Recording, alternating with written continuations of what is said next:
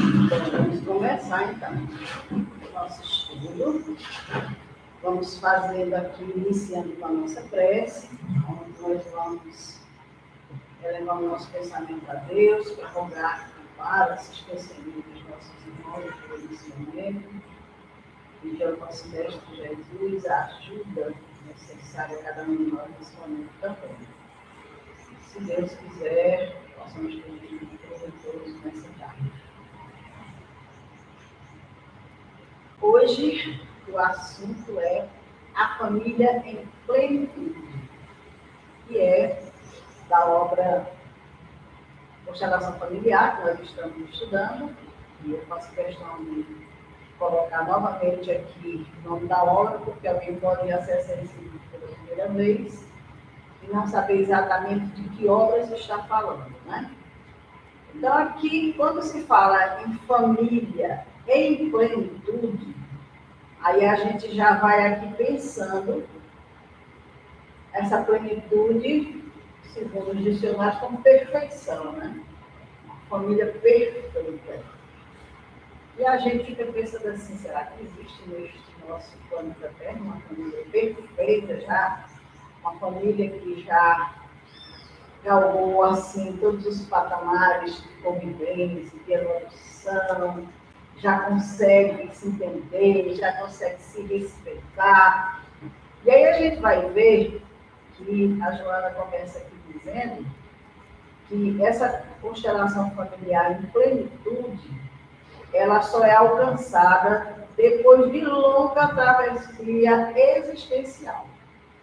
Então, não é assim, no primeiro ponto, no primeiro momento dessas pessoas. Muitas vezes, essas famílias vão e vêm em muitas e muitas existências, se melhorando, se trabalhando, se aperfeiçoando, para um determinado ponto da evolução elas estarem nessa condição de plenitude.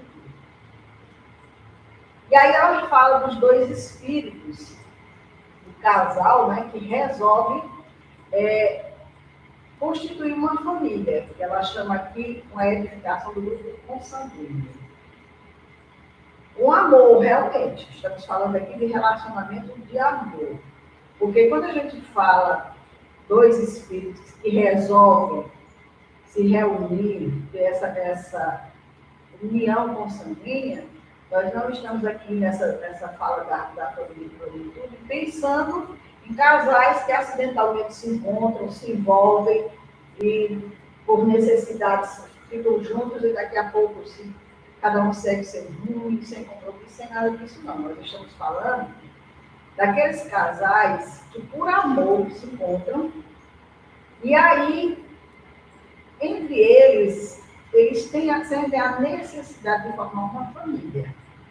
Eles querem se unir realmente, eles querem formar uma família, eles querem ter uma convivência familiar. O que a gente percebe que hoje é muito raro, pelo menos do que eu tenho visto. Pouquíssimos os casais que realmente têm aquele momento de se conhecer, de vivenciar um período de convivência, de organizar um matrimônio, querem se casar, vamos ver como é que vai ser a nossa vida, vamos organizar a nossa família, vamos constituir uma família, e querem se conhecer, e realmente trabalha a estrutura da família com o mesmo zelo que pensam no seu negócio também. Não querendo colocar a família como um negócio, mas muito maior do que isso, né? Então, ela diz que quando acontece isso, de haver realmente esse encontro de almas, esse amor verdadeiro, essa sintonia entre os dois, querendo constituir essa família, a responsabilidade moral, ela se estrutura no respeito e na dedicação que acontece entre os parceiros. Então, você percebe muito bem isso. Existe um respeito, existe uma dedicação entre os dois, de um para o outro, zelando ambos para que aquela relação realmente se mantenha, se perpetue e seja essa relação de vitória para os dois, para aqueles que virão também. Também ela fala que nesse processo eles vão descobrindo lentamente a grandeza e a ciência de amar. Porque às vezes a gente entra num relacionamento achando que já ama, mas vai perceber que ama realmente a partir da convivência, né? Da renúncia, desse respeito, desse zelo, porque não, mas como a gente está falando de família, depois de tudo, a gente deixa um pouquinho lá daqueles que não sabem nem o que quer na vida, a gente está pensando aqui já na família modelo, vamos dizer assim, que ela nos traz, né? E aí o que acontece? Essa arte de amar, ela vai ser trabalhada justamente no enfrentamento das dificuldades e desafios que eles vão encontrar pela frente. As dificuldades vão surgir, os desafios vão surgir, sim. Mas ao invés da fuga, ao invés da carga ser direcionada para um ou para outro, enfrentam juntos. Estão os dois ali, naquele projeto de vida, trabalhando para o êxito, né? Então, nesse sentido, essa união, como ela diz aqui, vai proporcionar o desenvolvimento intelecto e moral e serve de busca para a futura plenitude e criativa. Juntos, o casal que tem esse entendimento da relação ser moralizada, ser de respeito, e se preparar para receber os filhos e tudo, eles têm também essa preocupação intelectual de se trabalharem de conhecimento, para também ter tanto mais proventos físicos, vamos dizer assim, né, capacidade de trabalho, para também educar essa família, conhecer os processos que vão à educação. Então, veja que é uma família já que tem, assim, um interesse muito maior. Ela tem um olhar de família bem diferenciado. Não é só uma casa bonita, não é só muito conforto, não é só muito dinheiro, não é só, como nós lemos no passado, aqui no estudo passado, a questão de ter filho para quem mandar a herança, para mostrar. Não é isso. O projeto agora já é um projeto de estruturação espiritual, que muitas vezes a pessoa nem tem essa noção de espiritualidade tão precisa, que é um projeto espiritual, mas ela trabalha como se fosse, né? Então, nesse sentido, ela coloca aqui que a união entre os dois vai fazer com que surjam os filhos, o surgimento da prole, como ela chega, né? As aspirações pessoais alteram a própria programação para ser dirigida a partir de agora em favor dos outros espíritos que são confiados temporariamente na condição de empréstimos divinos que darão conta. Então, agora já não é só mais eu e você, agora nós vamos agora direcionar o nosso pensamento, o nosso entendimento, a nossa vida para esses filhos que estão chegando. A consciência já se abriu nesse sentido. Já tem noção de que aqueles filhos são empréstimos divinos, que Deus está entregando ali, colocando sob a responsabilidade daquele casal, e que de agora em diante a vida não vai só mais eu e você. Agora é eu, você e eles. Então a gente vai ter que aprender a viver e conviver com essa família, nesse formato. Boa tarde. Passo já para vocês, viu? Porque eu dividir aqui esse estudo em 4 partezinhas. Aí, nesse momento, eu fui buscar aqui no Evangelho segundo o Espiritismo, no capítulo 14, no item 9, amai a vosso pai e a vossa mãe. Tem lá, a tarefa não é tão difícil quanto nos possa parecer. Não exige o saber do mundo, porém, podem desempenhá-la assim, o ignorante como sábio. E o Espiritismo, em fato de desempenho, nós vai conhecer a causa das imperfeições da alma humana. Então, os pais, muitas vezes, não estão nem tão preparados quando esses filhos chegam. Porque não, quando a gente tiver filhos, não sabe como lidar, como educar e tudo. Mas, é como ele diz, não é tão difícil, não.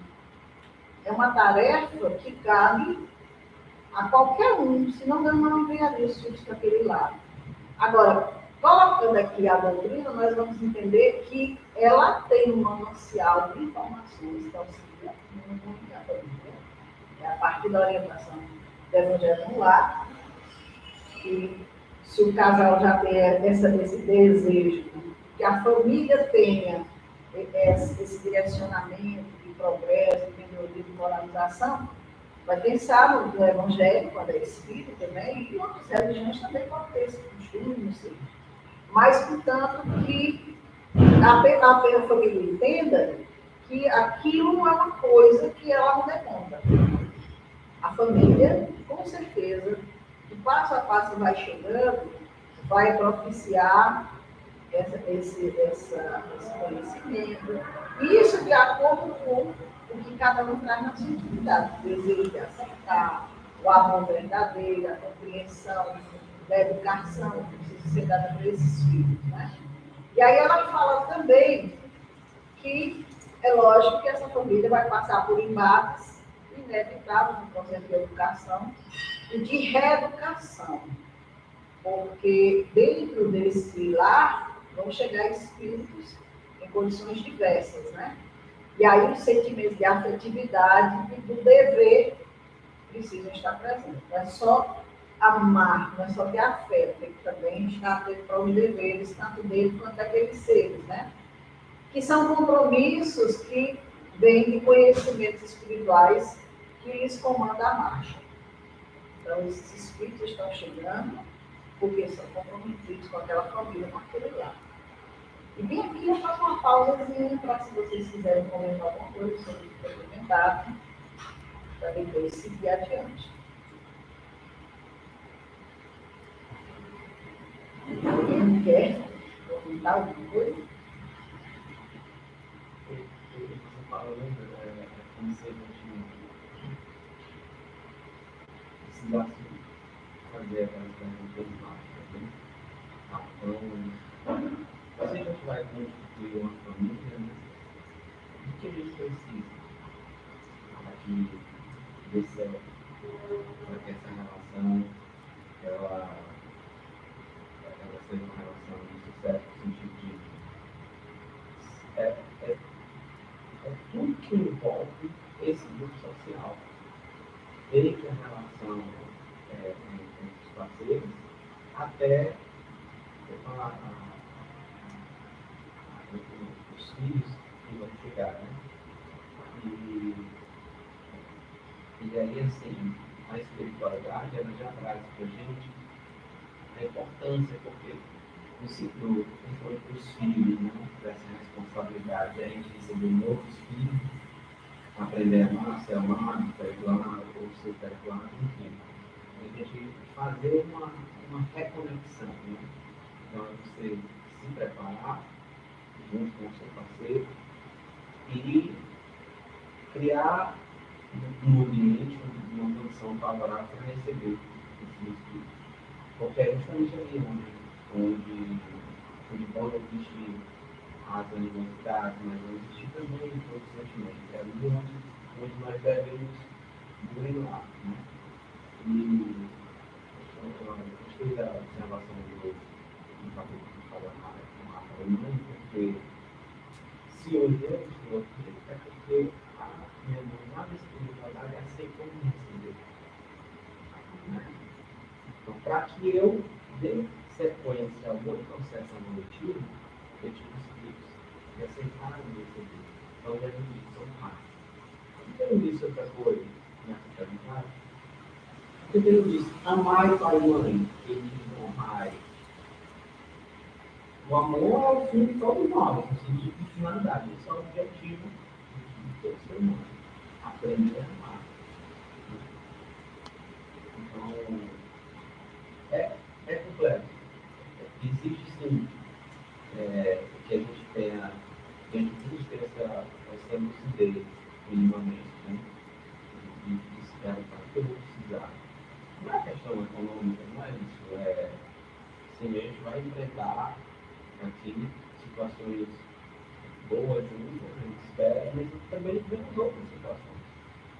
E aí a gente precisa ser um amparo, né, para conseguir estruturar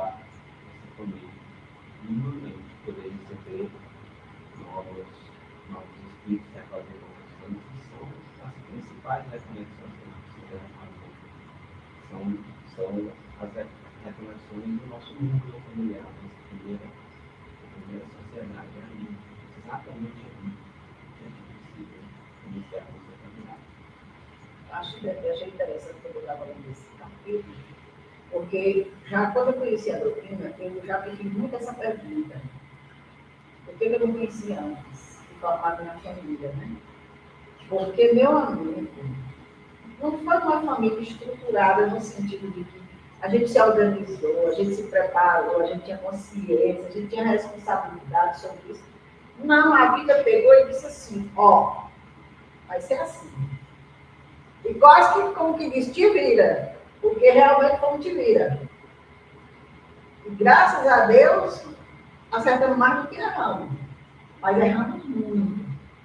E a partir da doutrina espírita, eu fico lendo isso aqui, pensando nisso. Quanto faz falta em nós esses conhecimentos?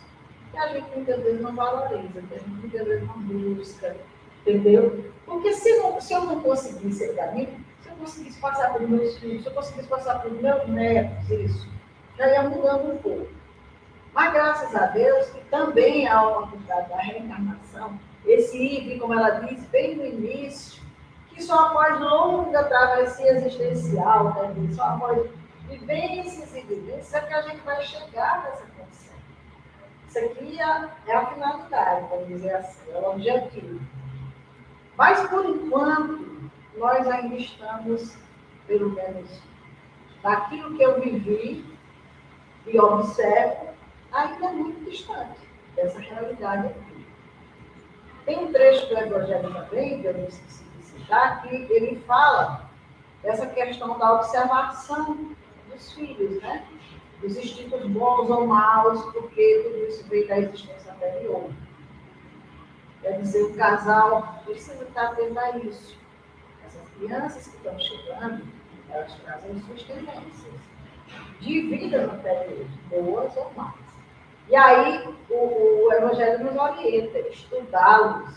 Os pais devem estudar essas tendências dos filhos, observar as que se originam do egoísmo, do orgulho, ver quais são os vícios, cuidar de combatê-los. Porque, muitas vezes, o período da infância, que é o período mais propício para a gente cuidar para isso, é o período que a gente fecha os olhos. A gente acha tudo muito bonitinho, tudo muito... A criança que grita tanto para a gente quem é, porque está trazendo, a gente achando que, sabe, não é criança, isso aí é um espírito. Então, hoje, com essa consciência, a gente que observa isso já pode chamar a atenção do filho, dizer, preste atenção nesse comportamento, não deixe que isso, né, e tudo mais. Então, veja o quanto a doutrina pode nos auxiliar nesse sentido, né?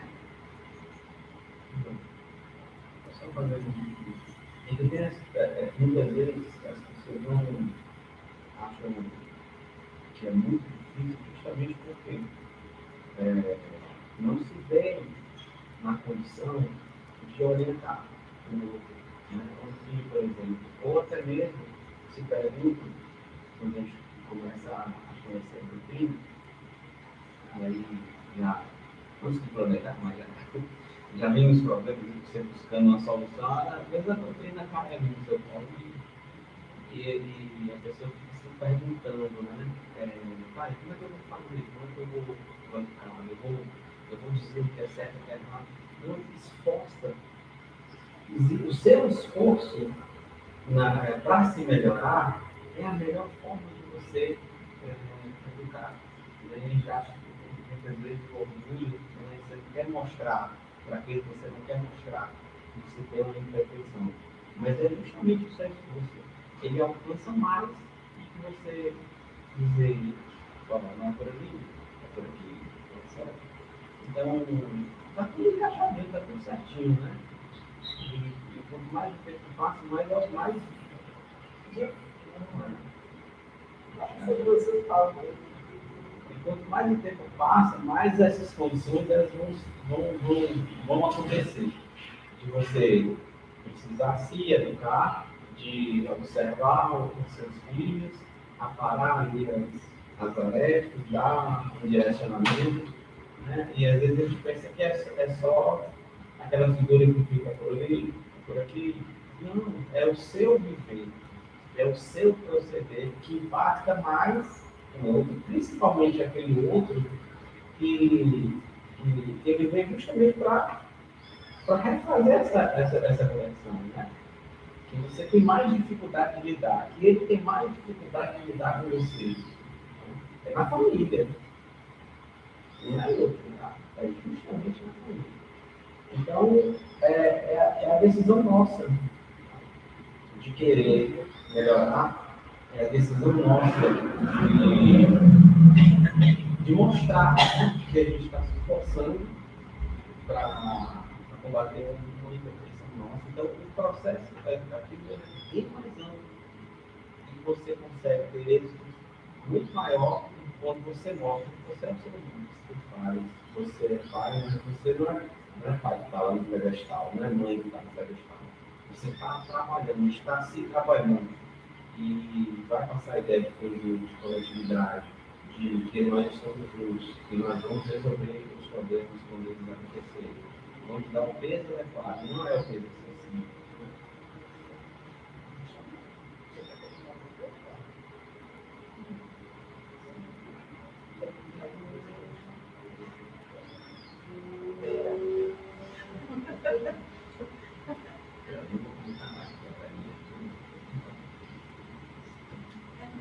Está pensando em dois pontos que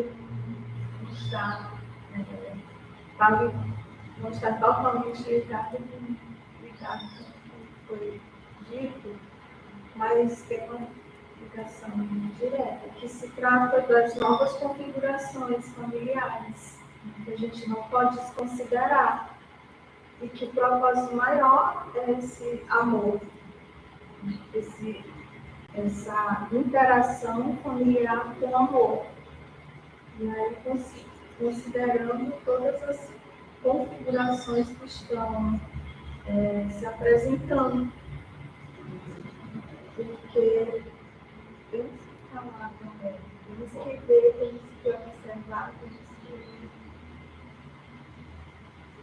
que aprender, temos que lidar, temos que tudo, porque estamos nessa realidade de se apresentar novos modelos familiares, novas formas de comportamento, mas sem abrir mão do amor, sem abrir mão do comprometimento uns com os outros, nessa relação que deve sempre ter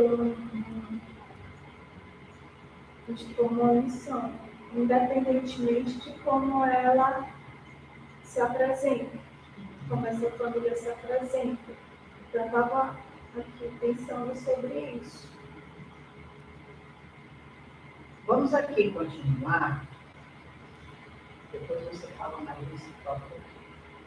Aqui ela fala de sacrifício e renúncia pessoal, silêncios e sofrimentos bem recebidos, para que a prole se desenvolva, se competitiva da estabilidade emocional dos pais. Então, veja bem, dentro de um lar, quanto sacrifício, quantos silêncios, para que os filhos, a gente vê muito isso, comenta-se muito isso, né? Eu um discurso na frente dos filhos.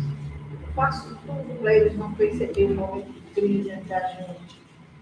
Quer dizer, tudo para que não haja essa instabilidade emocional dos filhos, tanto quanto a gente está vivendo. A gente fica pensando em que momento, aqui é uma reflexão minha, até que ponto a gente deve agir dessa forma. Eu acredito que quando aquele ser não tem maturidade. Para compreender o processo que esteja existindo uma crise entre casais. Mas eu acho que chega um momento na vida em que não dá para enganar mais. Esses silêncios, essas renúncias pessoais, esses sofrimentos bem recebidos, muitas vezes, isso se prolonga da parte de um, que aqui nós não estamos mais nem falando da família, estamos falando da nossa família do dia a dia, né? Muitas vezes se prolonga por muito tempo e os filhos crescem e começam a perceber aquela situação, começam a entender o processo que está existindo entre eles e muitas vezes sempre os pais não querem falar isso com eles, eles chegam e falam para os pais. Situações em que eu, pelo menos, tenho conhecimento de casais que trouxeram uma relação assim, sabe? Com um peso muito grande para os dois por conta dos filhos. E chegou um determinado momento que os filhos disseram, mas não é necessário vocês fazerem isso. Não é necessário, por favor. Busquem ser felizes. A gente já tem condições de andar sozinho e tudo mais. Então veja que às vezes acontece isso no relacionamento. E muitas vezes não é muito necessário, sim, porque a gente vê que tem muita gente aí que não abre mão de nada, não renuncia de nada e desanda tudo. Para si e para quem está todo, né? Então ela fala dessa questão, e fala também que nessa nossa trajetória de convivência com os filhos, com os dependentes, mesmo quando adultos, começa a se desenvolver esse amadurecimento psicológico nas relações, que eu entendo que seja mais ou menos isso que está acontecendo, que eu estou falando. As pessoas começam a amadurecer, a entender os processos, a perceber como poderia ser melhor, como poderiam resolver aquela situação, até mesmo em casal, né? Mas tudo isso como um estímulo para o futuro, como ela coloca aqui. Porque estamos ali, juntos, reparando passado perturbador. Essa convivência difícil, essa convivência que está ali existindo, está em função justamente desse passado perturbador que a gente teve. E que a gente muitas vezes entra nesses choques, sofre, ou o outro faz sofrer e tudo mais.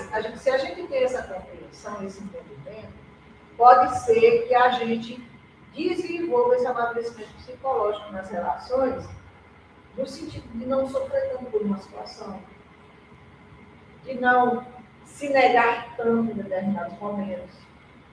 Né? Coisas dessa natureza, porque às vezes, eu vou colocar aqui um pensamento com relação à mulher. Muitas vezes, a mulher, ela se permite sofrer demais porque ela acha que ela não pode buscar saída, que ela não merece isso, e se entrega. E muitas vezes, quando ela busca por ela mesma esse auto-amor, ela busca uma situação de melhoria para ela, sem que isso, para a gente tentar isso, a gente não precisa acabar o mundo em torno da gente, nem destruir as pessoas em torno da gente. Muitas vezes ela muda a postura de vida, a maneira como ela enxerga as coisas, a maneira como ela vive aquele problema, aquela situação, e aquilo faz com que as coisas também não mudem. Porque ela deu o primeiro passo. Então, assim, sempre que a gente está naquela postura sofrida, magoada, revoltada, cheia de situações assim, pessimistas e tudo, aquele quadro para a gente não é favorável. Não é favorável para quem está em tudo, para quem está vivendo com a gente e tudo mais. E não é fácil mudar. Mas quando enxerga de outra forma o quadro, quando vê a coisa de outra forma, busca uma outra maneira de se situar dentro daquela situação, ela faz aquela mudança que é percebida por quem está em tudo. A dor já não responde mais dessa forma. Até que, vamos dizer assim, se o meu companheiro me agride, e ele sabe que o ponto certo de me agredir e de me deixar muitas vezes sofrida, e ele vai no ponto, e ele sempre consegue, não muda nunca. A partir do momento em que ele usa aquele mecanismo, e eu digo, não vou me atingir por isso. Não vou me deixar levar por isso, não vou sofrer por isso, Pois vou aqui, é como se a pessoa dissesse, opa, aí eu não posso mais mexer nesse ponto, porque a pessoa já se elevou daí. Já não toco mais nesse sentido. Quem está em torno percebe a mudança. Então, a gente percebe que esse comportamento, como ela coloca, esse amadurecimento psicológico das relações, muda muita coisa. A gente pode mudar muita coisa. Só a partir de como a gente age e de como a gente reage às situações que a gente está vivendo, que a gente está vivenciando. É claro que não vai acontecer assim, a mudança de todo mundo no momento. Mas alguém vai dizer assim, o que houve? O que ela está passando agora? Qualquer coisinha estava pronto. Já é uma mudança. Já foi um ponto, um salto que a pessoa deu. Então, dentro da família, muitas vezes, é necessário isso. Para que haja, como ela coloca aqui, a recuperação do passado perturbador, o equilíbrio e a eliminação espiritual de todos quantos fazem parte da estrutura doméstica. Porque se eu não fizer nada diferente, sabe, eu não tenho um passado, talvez a estrutura tenha sido aquela sempre, de fracasso. Eu não vou mudar. Se eu tenho uma postura diferente agora, e a gente entende que hoje a gente tem como agir sem derrubar ninguém, sem destruir ninguém, sem magoar ninguém. Por exemplo, uma mãe que todas as vezes que o filho fala com ela grita com ele, e que ele já sabe que eu não vou nem falar, quer falar e ela vai gritar. E um dia ele chega e fala, ela diz assim, o que você quer dizer? Você vem aqui, bora conversar. Ele vai dizer, tudo novo. Ela é minha mãe, não, ela não era assim. Então aí ele já começa a perceber que tem uma pessoa ali que agora ele pode confiar. Ela está dizendo, bem, vamos conversar, né? E observe isso, então, a mudança que pode existir pode ser uma coisa muito simples, como a Evangelho diz, não é tão difícil assim, é fácil. Mas a gente tem orgulho, a gente tem egoísmo, a gente não quer ceder, a gente tem um bocado de coisa aí, não quer renunciar, e tudo aí fica no embate. E por isso, a relação não há relação que se estruture, né? Colocando mais uma questão, ela diz, os espíritos se reúnem algumas vezes, repetindo experiências anteriores malogrades. Então, a gente se reúne, repetindo experiências que não foram bem sucedidas no passado. E a gente está junto, juntamente com a oportunidade de renovação moral e elevação mental. A vida no céu é para isso, é para a gente repetir os mesmos erros. Então, os dois parceiros responsáveis pela constelação familiar são os colhedores das realizações passadas, colhedores das realizações passadas, Gabriel, e, ao mesmo tempo, os semeadores do porvir. Quer dizer, ele está colhendo o passado, mas ele está semeando o futuro. Ele pode fazer isso, deve fazer isso, para que quebre-se aquele ciclo de derrota, de situações fracassadas, e terem que retornar mais uma vez em maiores dificuldades, assim como ele pode voltar mais uma vez, agora já com uma outra estrutura familiar, com outro entendimento, porque conseguiram galgar isso no passado, porque o passado e o futuro é esse, é progressivo. Não é sempre a gente repetindo a lição errada, não. O que eu aproveitei, o que eu aprendi nessa vida, já vai ser a semente da próxima vivência, do próximo reencontro. Né? Possibilidades para se alcançar o êxito, mas também perturbações e problemas ameaçadores que podem levar ao insucesso, gerando situação de difícil solução. Quer dizer, esses desastres espirituais e graves consequências morais e sociais que ela fala para o grupo, vai depender de nós. A gente tem tudo para conduzir para o êxito dessa família. Mas vai depender de como eu ajo, como eu reajo, quais são as minhas disposições para trabalhar com aquela família, se eu estou disposta. Por isso que é importante o conhecimento e a gente saber quem são aquelas criaturas. Não é saber assim, você foi fulano, você não. Saber que naquele lar se encontram espíritos que já vêm de trajetórias evolutivas, muitas vezes fracassadas, problemas, dificuldades, e que a gente não está ali junto novamente para repetir a mesma coisa. A gente está ali para ter uma nova proposta de vida, para aprender uns com os outros, para ensinar, para melhorar. Que é como eles dizem, os pais, eles são os colhedores do passado, mas eles são os semeadores do futuro também. Quem quer comentar?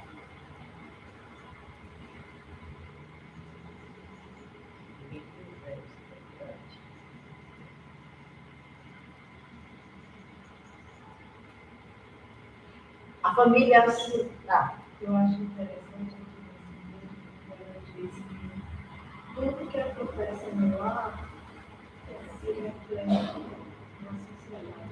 Você pode compreender o comportamento de uma pessoa no trato social, em todos os ambientes onde ela tem inserido, desconsiderando a realidade familiar dela.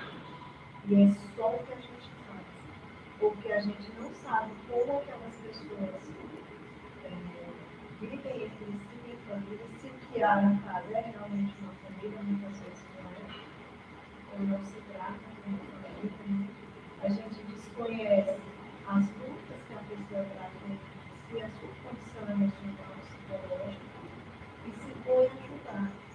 Às vezes é excluir, às vezes é dizer que a pessoa não está em condição de participar de uma determinada tarefa, daquilo é só um exemplo. A gente cria limites para os outros, né? Cria barreiras, obstáculos para os outros, sem pensar no que a pessoa traz, né? Na sua trajetória, no que ela tem vivido até esse momento.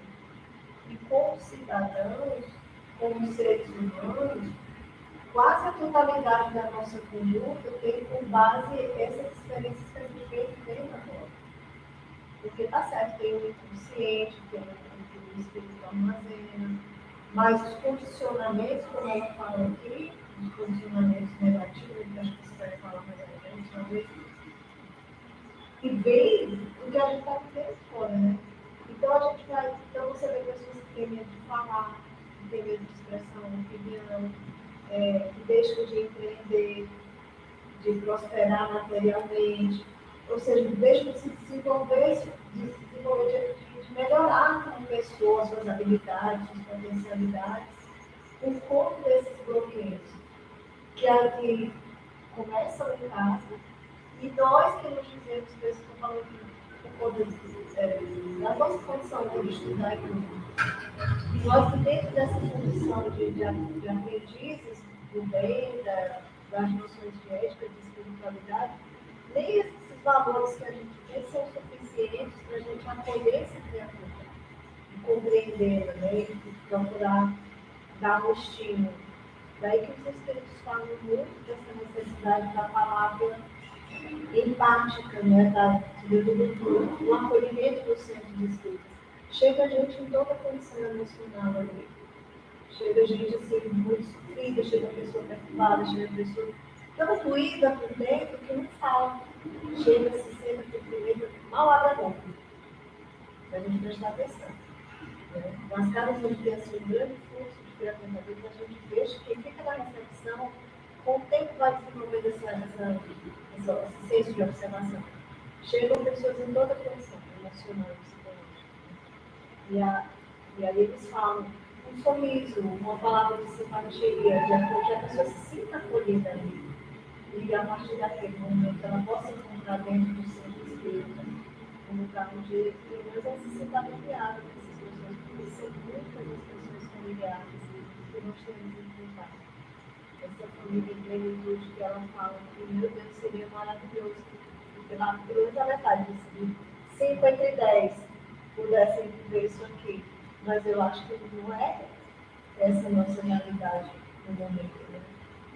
Então, uma coisa que me chamou, por isso que eu quis falar, é isso, a gente procurar entender que os comportamentos das crianças, dos adolescentes, dos adultos, mesmo no trabalho na escola, porque muito do que elas vivem. E sempre a gente lembra disso.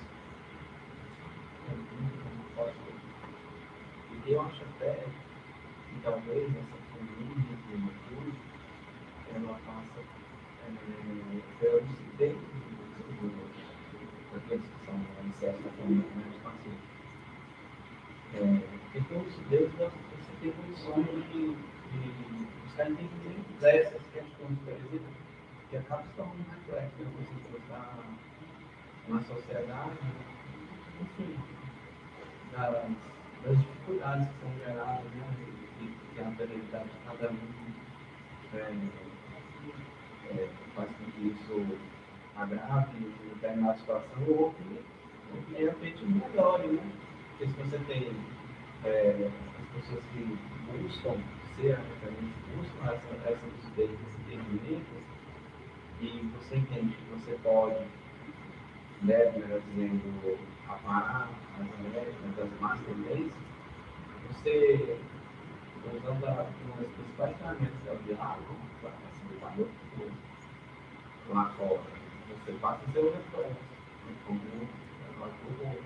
O que a gente tem como família hoje? A gente já ganha o tempo basta isso, porque é isso, é a família de todos nós. Eu não estou falando da família de todos, eu estou falando da minha. A família, eu estou inserindo no processo. Né? Como diz o aluno meu, você não está em Marte, você está na Terra, você está inserido aqui no processo. Por isso que eu fico muito e você também, você trouxe. Quando a gente traz esse conhecimento, ou quando na dificuldade, depois que aconteceu na família, não estou dizendo nada, aconteceu, pelo menos aqui, né? Não foi daquela forma, como você colocou ali, vamos montar uma família, etc. Mas quando esse conhecimento aparece, você passa a agir em cima desse conhecimento, porque muitos têm o conhecimento, mas não conseguem colocar em prática esse conhecimento. Eu acho que aí a família se aproxima um pouco mais da família idealizada, que eu chamo de da plenitude. Né? Por quê? Porque as dificuldades elas vão acontecer, mas elas vão ser tratadas como situações que, peraí, como a gente consegue resolver isso? Vamos sentar aqui e conversar. E é assim. Né? Mas se eu não tenho esse conhecimento, tudo é difícil. Né?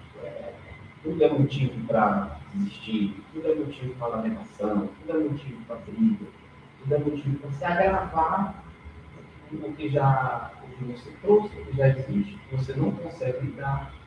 Né? E você acaba que aumentando o seu tempo nesse ciclo, né? Aqui para fechar, ela fala que à medida que a prole cresce e adquire as próprias experiências, a família penetra na fase de plenitude, equilíbrio e saúde real daqueles que avançaram por si mesmos no mundo de progresso.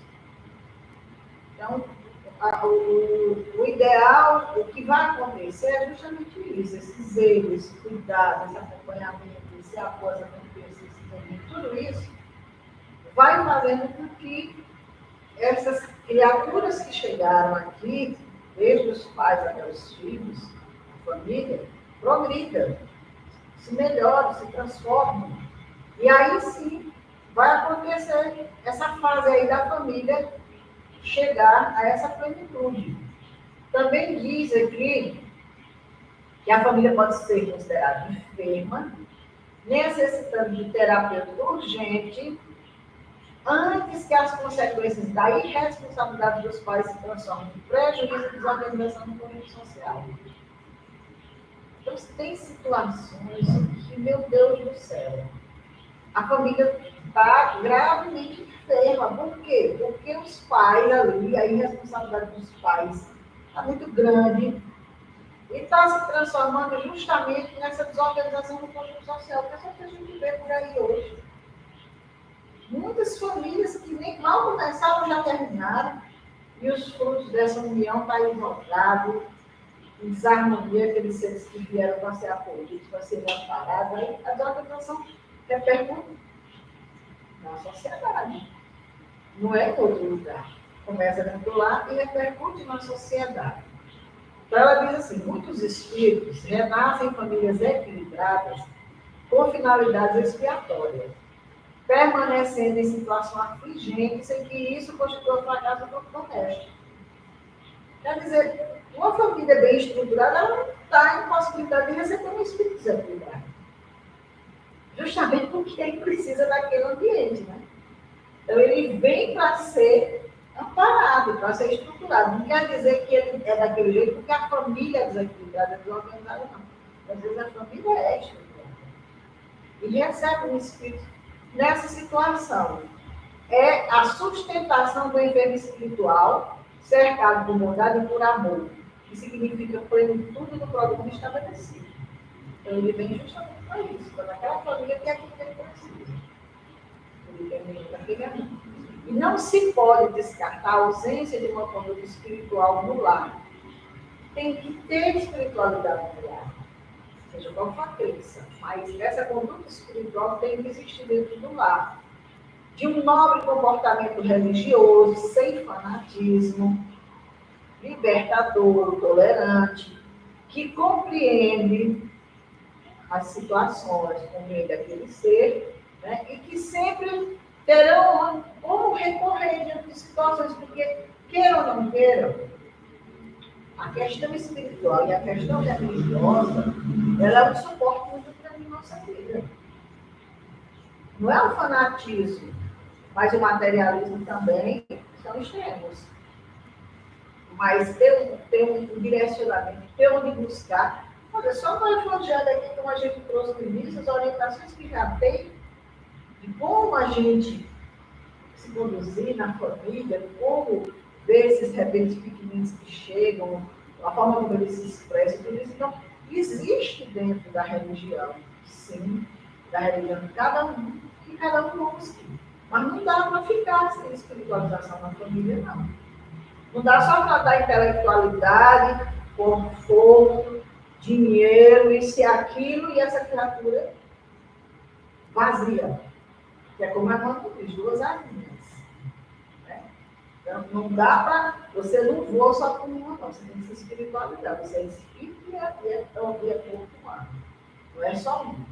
Aí também ela coloca que atingido desse modo a situação de harmonia e de entrega dos filhos à sociedade, a família alcançando a plenitude torna-se modelo, que servirá de estudo para outros grupos humanos.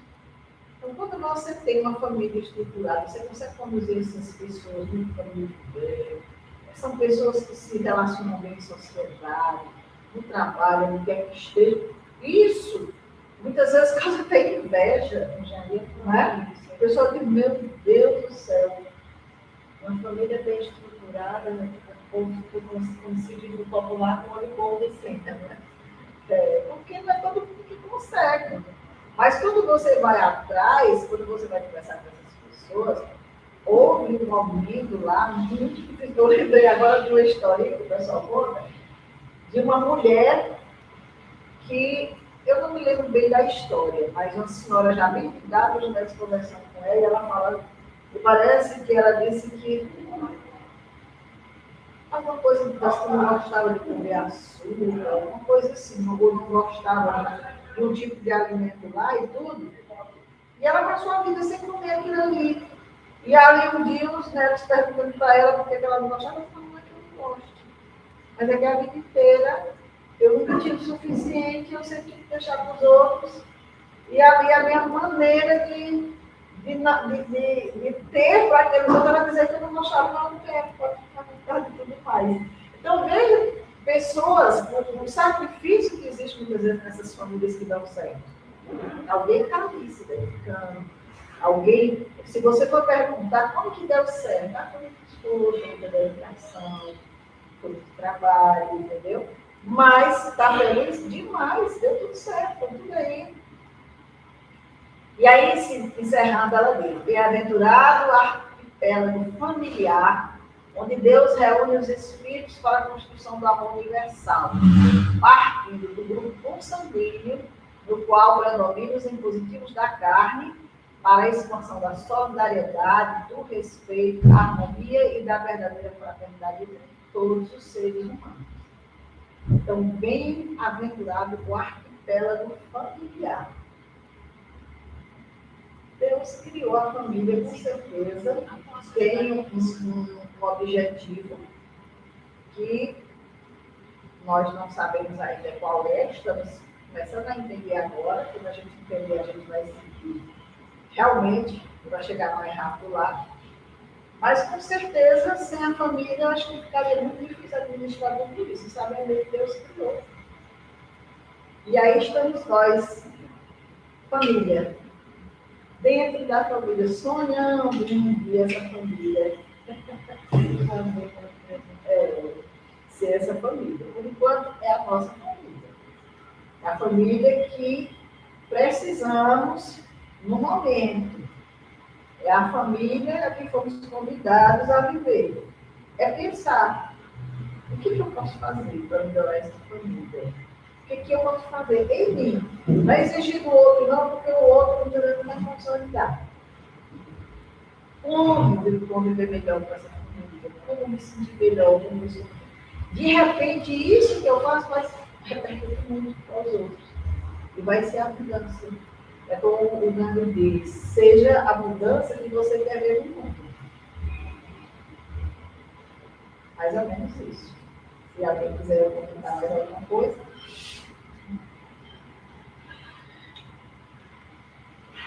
Como eu já fiz a prece inicial, falei muito, eu vou pedir para alguém fazer a prece final.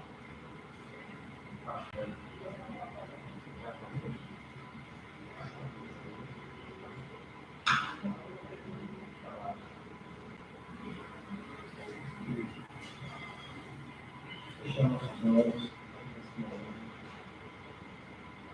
E tão importante para todos nós temos conhecimento, aprender,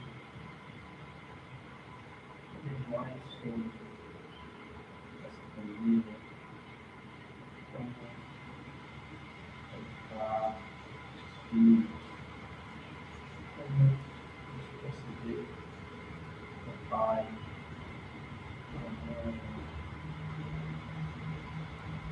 o Senhor está sempre nos orientando, nos dando capacidade para aprender cada vez mais. Obrigado, Maria de Jesus, esses ensinamentos por essa parte maravilhosa de aprendizagem, possamos sempre estar muito claros